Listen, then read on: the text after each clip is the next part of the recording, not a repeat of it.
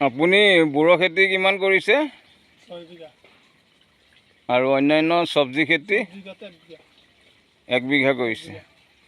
মুঠতে ধৰক 7 বিঘামান আপোনাৰ 2 ভাই মিলি কৰিছে। অঁ ঠিক আছে বাৰু।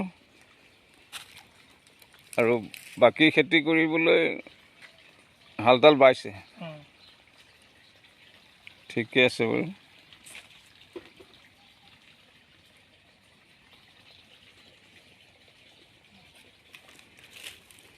তুমি